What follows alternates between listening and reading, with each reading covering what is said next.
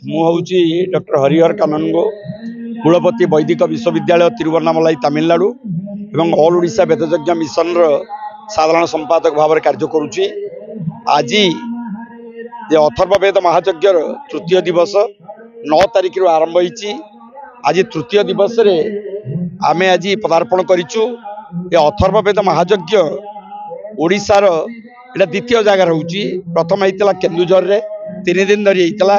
आज ढेंकानाल कामाक्षानगर ब्लॉक कंतिओ पुटसाई ग्राम पंचायत कंतिओ पालामंडप पड़िया आमर यही 7 दिन व्यापी अथर्ववेद महायज्ञ आयोजन करा जायछि। ग्रामवासी मानकर अक्लांत परिश्रम एवं एमानकर पूर्ण सहयोग फल आमे आज यही पड़िया अथर्ववेद भली महायज्ञ आयोजन करि पारिछु। एवं आपण मानकु आमे जणै देबाकू चाहूछु जे आमर जे अछंदी जे वैदिक विश्वविद्यालय प्रतिष्ठाता निर्विकल्प समाधि प्राप्त सद्गुरु ज्ञानी गुरु श्री श्री आत्मानंद जी महाराजंकर मार्गदर्शन रे आमे ओडिशार 30 जिल्ला रे एही भली वेदयज्ञ आयोजन करबा पई चिंता करूछु। एवं आमे अतीत रे केन्दुझर रे करिछु, पारादीप रे करिछु, तालचेर रे करिछु एवं भुवनेश्वर रे राजस्व यज्ञ आमे करिथिलु।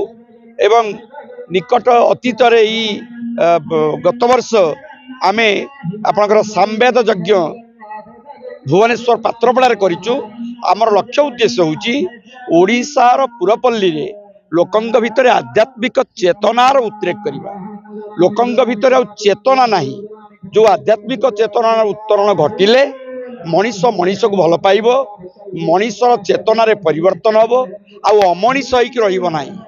वर्तमान कली जुगरे कलिहत मानव वर्तमान मनीष पणिया हरई बसछि। भल पाठ पढ़ी बड़ चाकरी करी बेसी पैसा रोजगार करी अहंकार रे बंचिबा को चाहूची, वस्तुवादी दुनिया रे निजको प्रतिष्ठित करने को चाहूँगी। तेणु से भली हो आमर किसी आपत्ति नहीं, किंतु चेतना आध्यात्मिक हवा दरकार, चेतना धार्मिक हवा दरकार। शांति सुख आनंद शांति प्रीति मैत्री यही ज्ञानर प्रचार प्रसार पई आमे वेदयज्ञ माध्यम रे परिवर्तन करबा पई चिंता करूछु। आमर महाप्रभु जगन्नाथ जे कि ओडिया जातिर इष्ट देवता राष्ट्र देवता महादेवता आमको आशीर्वाद करुचंदी। मो पाखरे टी अछंदी रेलवे बोर्ड रो मैनेजिंग डायरेक्टर आपनकर डॉक्टर गोपाल दास महोदय, मोर बाँ पटरे अछंदी जे कि संस्कृत वेद अनुष्ठान रो जे कि जने विशेषज्ञ से होचंदी प्रोफेसर डॉक्टर बंशीधर दास महोदय।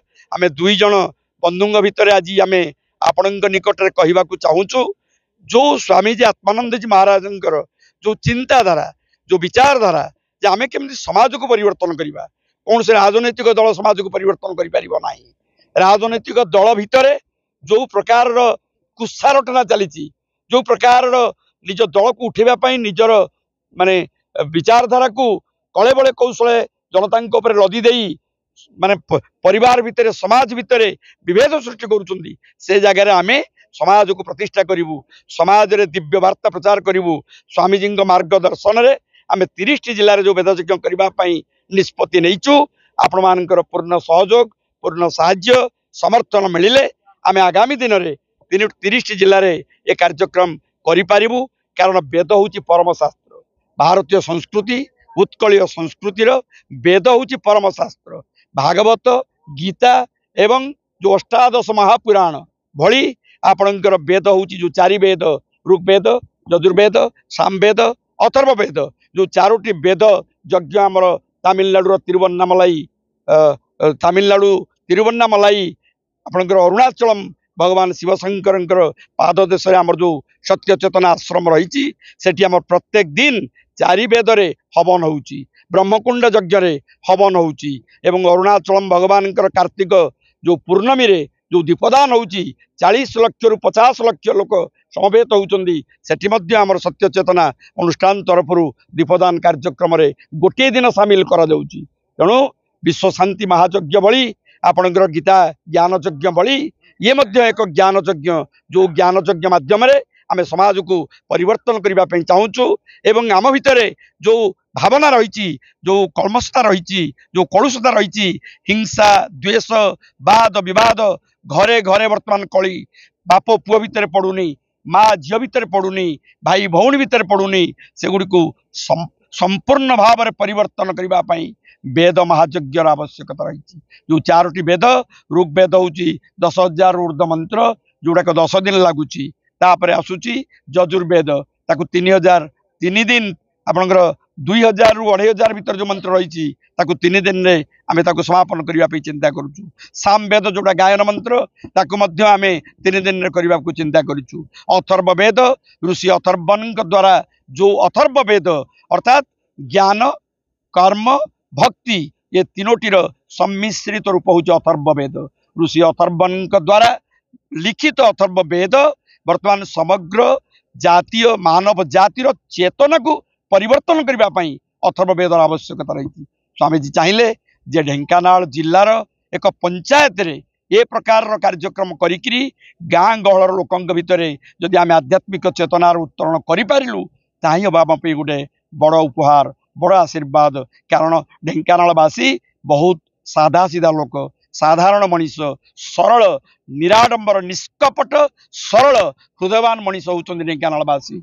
गड़जातवासी हेले से माने जहाको विश्वास करती जहाको भल पाती से माने मन प्राण दे भल पाती से भली एक जगार आमे जो 7 दिन धरिकी जो अथर्ववेद महायज्ञर आयोजन करी स्वामी श्री श्री आत्मानंद जी महाराज मार्गदर्शन रे करने को जाऊँ। आपण मान जरिया आम यही वार्ता देवाक चाहूँ जे प्रत्येक मनीष भितर आध्यात्मिक चेतना सत्य चेतनार उत्तरण घटू उद्रेक घटू। कारण सत्यर पथ हूँ धर्मर पथ सत्यर पथ हूँ प्रेमर पथ सत्यर पथ हूँ श्रेष्ठ पथ। से आम प्रार्थना बोलुचे सत्य पथे धर्म पथे घेनी जाओ मते बसाओ पराण मोर तब प्रेम स्रोते। जो परिवार भितर प्रेम शांति मैत्री भाव सृष्टि होना परिवार वैकुंठ परिणत हो। आम कहूचे वैकुंठ समान अटे से घर परस्पर स्नेह चाहिए थाए निरंतर। तेणु परिवार भितर जदि शांति प्रीति मैत्रीर भाव सृष्टि हम वैकुंठ परिणत हो राम राज्य परिणत हो। आउ कलह रही बाद विसंवाद रही। आमर पूर्णाहुति हूँ आसंता 14 तारिख दोल पूर्णमी दिन 12टार आमर पूर्णाहुति हम।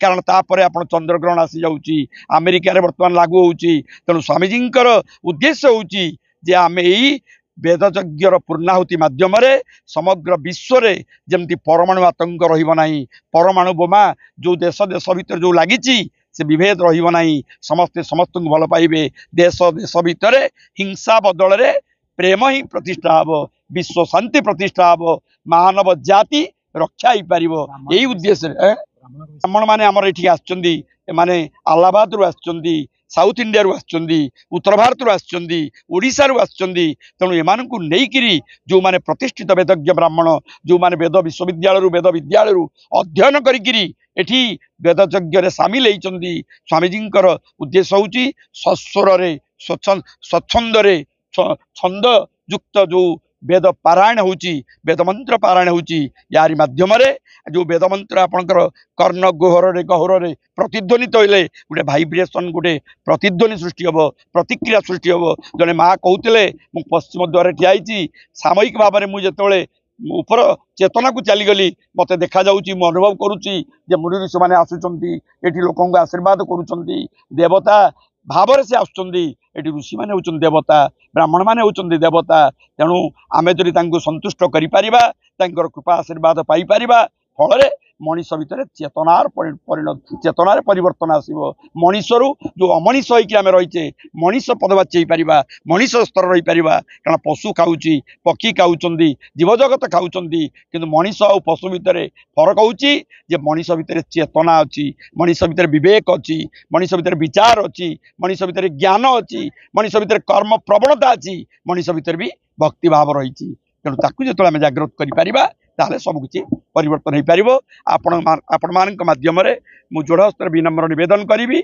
जे आपण मैने या प्रचार प्रसार करंतु। ओडिशार 30टी जिले में महाप्रभु जगन्नाथंकर मार्गदर्शन निर्देश कृपा आशीष बल एवं जे सत्य चेतनार प्रतिष्ठाता वैदिक विश्वविद्यालय जे प्रतिष्ठाता स्वामी आत्मानंद जी महाराज मार्गदर्शन रे यही कार्यक्रम सफल हो एवं 30टी जिलार लोकों भितर तले चेतनार परिवर्तन घटी सबकि बदली राम राज्य परिणत हो समग्र विश्व। एति कही मोर वाणी को विराम दउची। नमस्कार। जय जगन्नाथ जय यज्ञ नारायण। Thank you.